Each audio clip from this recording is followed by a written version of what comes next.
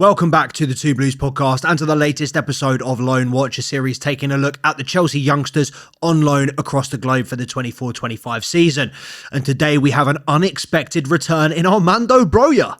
Armando Broja, who it has been very quiet on the Albanian front regarding Armando Broja at Everton. He has been undergoing recovery for a pretty heavy Achilles injury, which has kept him out for the best part of 2024. He's obviously suffered with kind of recurring niggling injuries since coming off the back of that ACL that he did with Chelsea.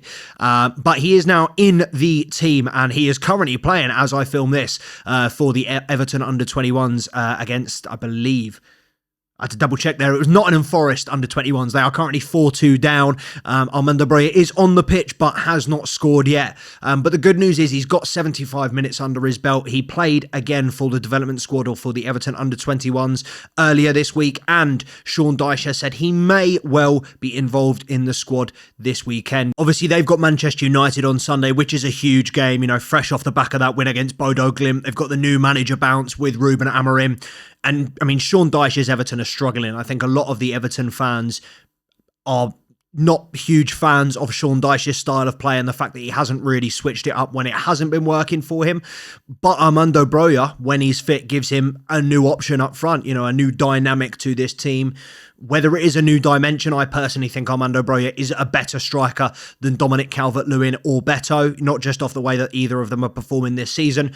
I think out-and-out player, you compare all their aspects, you compare them as individual players from a footballing, from a technical standpoint. I think Armando Broja is better than both Calvert-Lewin and Beto. I think he should start and does start in this Everton side. So I think this loan move has the potential to be elite. It has the potential to be very, very productive for both him and Chelsea. Because if he can go into let's say it as how it is, a relegation fighting Everton side, an Everton side struggling to stay up in the Premier League as it stands at the moment.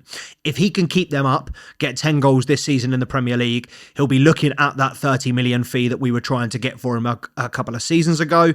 We will have no problem selling Armando Broja to a newly promoted side or one of the teams in and around the mix, at the bottom of the pile, if he does come in, start scoring for Everton straight away.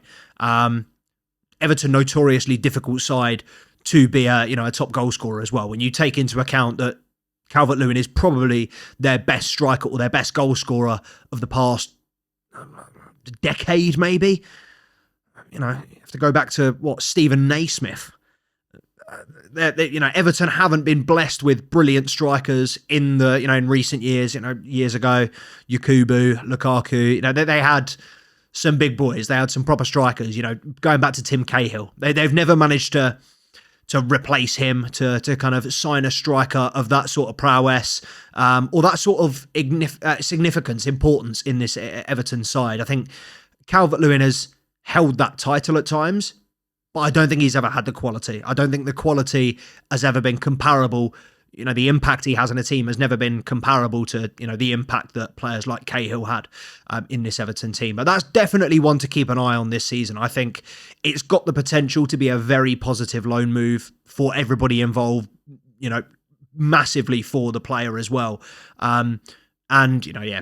He's faced a lot of adversity, a lot of problems, particularly with his injuries, struggling to kind of make a clean recovery in the last 3 years. Every time he's received an injury, the recovery's been tainted. There have always been setbacks. It's been a very tough couple of years for Armando Broja, but let's not forget, this is a guy that is still very young, is still a very raw talent, and a season ago, and I'm still maintaining this, I was saying that Armando Broja had every single aspect necessary to make it as a striker in the Premier League. I think pace, power, skill, technical ability, aerial prowess, physicality, finishing, link-up play. I think he's a great player, really, really good. There is still a version, an alternate universe where I think Armando Broja could do it at Chelsea and may well still have a chance. I don't think he's ever going to be able to come back into the fold under Maresca, particularly when you look at, David Washington, Mark Gue, who are, on the periphery at the moment, and you could argue ahead of Armando Broja in the pecking order, with the money that we've spent on them, with the look of this project that Bowley, Clearlake and Co. have invested so much money in. I personally can't see a way back for Armando Broja at Chelsea, but I would love that. If he was to come out, bag 10, 15 goals for Everton this season, and then we weren't able to get the fee that we wanted for him, but he was able to come in, challenge in Europa League, Champions League, Premier League backup, whatever it is that we're in next year. You know, we're going to have multiple competitions, cup competitions, domestic cups. We're going to be in the Club World Cup. We're going to need the squad depth. You know, we're going to need to maintain the squad depth. We're not going to need to expand our squad. Obviously, anything that we do bring in, we're going to have to, you know, make sure that we do balance the book, get rid of some players as well, shed some of the dead weight. But Armando Broja, I feel, has not... It's tough because he's not done enough to say that he justifies his position and can be in this squad. But at the same time, he's nowhere near written off for me. He's not. He's got plenty more chances in my eyes. I think it just comes down to, you know, does he fit Maresca's style of play? Does he, you know, is he what Maresca wants in a number 9? And I think he has the potential to be a fantastic link-up striker, akin to Nicholas Jackson. But he's obviously, you know, Enzo Maresca, you know, hasn't had a chance to see him at full fitness doing what we know he can do. So, you know, fingers crossed he is able to do that at Everton, and fingers crossed he can bring some semblance of that back to Chelsea, or at a bare minimum, you know, boost his own price tag so that he can get a good move. You know, that's the most important thing, because 30, 40 million to Chelsea is trivial, and to the fans it's absolutely meaningless. We're not seeing any of that money. Yes, it will be reinvested in the players, but we're not seeing, none of that profit is coming into our pocket. So we shouldn't really be angling to sell academy players for profit, I personally think anyway. But fingers crossed he's part of the squad against Manchester United on Sunday. I mean, we'll see. Obviously, Chelsea are playing at the same time, so who knows whether he will be a part of that squad. I highly doubt he'll get minutes, but fingers crossed, man. Fingers crossed it comes good for Armando Broja. But moving on, we can't spend the whole episode talking about one player, although we do spend the majority of episodes talking about this player, Andre Santos, captain for Strasbourg. The brother's 20 years old. He's captain. He's the best player in their team, one of the best players in League One at the moment. He is the one to watch in League One. I've said this before, not just youngsters. He is the one to watch, period. He is the quality individual at the moment, boss in midfields. The fact that he's wearing the captain's armband after 7 months of being on loan there is crazy. I think Caleb Wiley started the other day, which is fantastic. George Petrovic as well. Got to give a shout out to George Petrovic, been called up to the Serbian national team. He is now, listen, I love a Balkan keeper. He is now officially the Serbian number 1 goalkeeper. I think he's done enough. The performances he's been putting in Strasbourg, his distribution as well. I can't remember what the stat was, but his distribution's been fantastic this season. And they were saying, you know, certain people, it was, you know, tongue-in-cheek, they were joking that maybe we sent him out to League One to improve his passing, to improve his distribution. If that was the plan, yes, bring him back in the summer. Jorgensen and Petrovic can fight it out for the number 1. Whoever doesn't make it can be the number 2. And then Robert Sanchez can get to fuck, because after that game against Heidenheim, there is not a more united fan base than these Chelsea fans against Robert Sanchez. And I think George Petrovic, you know, fantastic individual moment for him, and an accolade for him, you know, achievement to be called up for the national team, such an honour. And I bet he's absolutely over the moon with that and how he has progressed this year.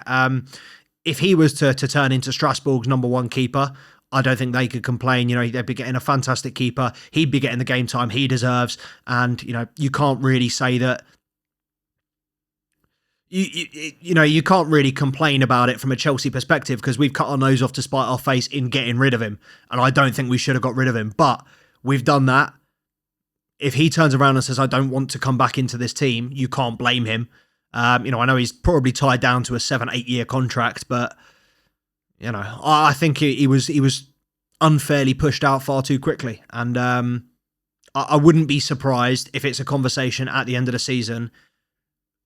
Listen, there is no one in this Chelsea fan base, no one that I know, bar Enzo Maresca, that is Robert Sanchez over Jorgensen. So the goalkeeper conversation, the longer these performances go on, the more serious the conversation will have to be at the end of the season. But yeah, I can't see any feasible future where Robert Sanchez continues to play in this Chelsea team and Djordje Petrovic does not. Strasbourg doing pretty well over in League One. Like I said, Caleb Wiley back in the team after that knee injury. Fingers crossed. I think he's only made kind of 6 appearances or so this season. So fingers crossed he gets a few more minutes in this very hectic Christmas schedule. As we just run through very quickly, looks like Leo Castledine has grabbed a couple of goals now, 13 appearances for him, and he has finally grabbed a couple of goals down for Shrewsbury Town. Anselminho pushing on, man. Every time we have a conversation about Anselminho, seems like he hears it. He goes out and puts in a fantastic performance. Everybody's singing his praises. But the player in which we are going to finish on today, who I think is having probably the best loan move, maybe bar Santos, but I'd say the best loan move is Alfie Gilchrist, Sheffield United. Sheffield United are, and I'm going to check this now, still flying if I'm not mistaken. When I last checked, they were second in the league. He is playing a crucial part in what is undoubtedly a promotion push. Sheffield United will be looking to be promoted. They are joint top. Leeds are 4 better on goal difference, so they are second. Sheffield United on 35 points on goal difference. Obviously, it's very congested. They've got 2 teams, Burnley and Sunderland, just 2 points behind them on 33. But Sheffield United played 17, won 11, lost 2, and Gilchrist has been a fairly integral part of that. He's played every game, I think, bar one. He has been incredibly versatile at the back. He's shown us it's more of a fullback role than a wing-back role. And I do think he is more of a traditional fullback. I don't know if he is that bombing right back that we have become so accustomed to with Gusto James. I think he is more, and if anything, I think he'd be able to do the inverted role quite well. Like Vega, like Cucurella, tucking in instead of bombarding. I know Cucurella does play quite high as well sometimes against different opposition to stretch it. But I think in terms of a Lewis Hall type profile, someone that can operate from a fullback but also into that centre mid. I think Alfie Gilchrist is a fantastic player. And look, this is kind of why I'm one of the reasons why I'm a massive advocate for Josh Achimpong just signing this goddamn deal, man. You have to listen. I know players want path to progression. They want a clear path. They want to know that they have a future at the club. If you expect that as a youngster at Chelsea, you're asking for a lot. You're going to have to be a generational talent to be assured of anything. And even then, players like Tyreek George, we all know how good Tyreek George is. Still not guaranteed minutes, still not guaranteed game time. And you've got to think about it, 18 months, Esteval Willian, Kendry Paez coming in. You've got quite a few youngsters that we're buying in. These youngsters have a limited time to make their impression. And I feel like Josh Achimpong, this was his season to play the cup games, to play backup in Conference League, Carabao Cup, whatever it is. This was his time to do the Gilchrist, get his name on the team sheet, get his name as part of this squad, a familiar part of this squad, get the fans behind you, then next season go out, have a fantastic loan, show that you are able to do it at the top level, then you're ready. Like Chalobah, like Colwill, like so many defenders that we've sent out in the past. Mason Mount had to go out to Vitesse, to Derby. Alfie Gilchrist is following the path that we have set. He bleeds blue. The Chelsea fans love him. I'd be very upset if we were to sell Gilchrist next season. I wouldn't be surprised because I think it will be another case of balancing the books, pure profit. We know there's going to be that merry-go-round every single transfer window with Bowley & Co. But Alfie Gilchrist, I think, is doing fantastically. He is the person that Josh Achimpong should be looking at right now and going, that should be me. That's my path to progression. And he should be taking solace in the fact that Reece James is injured again. You've only got Malo Gusto ahead of you, Josh.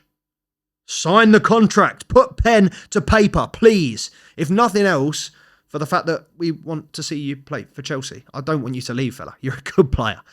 But I think that just about rounds it up, as we don't want to drone on too much. There will be a new episode of Mr. C Money Picks, chopping it up with Charms, out tomorrow. I'm going to try and drop this tonight, and the C Money Picks going to drop. You know what?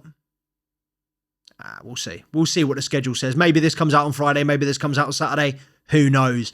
But until then, in the meantime, make sure to like, comment, subscribe to Two Blues Podcast, at Two Blues Podcast on the Instagram and TikTok. And don't forget, Chelsea Aston Villa this Sunday. We are going to be going live match preview with myself and Mr. C Money Picks, live match reaction on the YouTube as well. Don't miss it. We'll be there.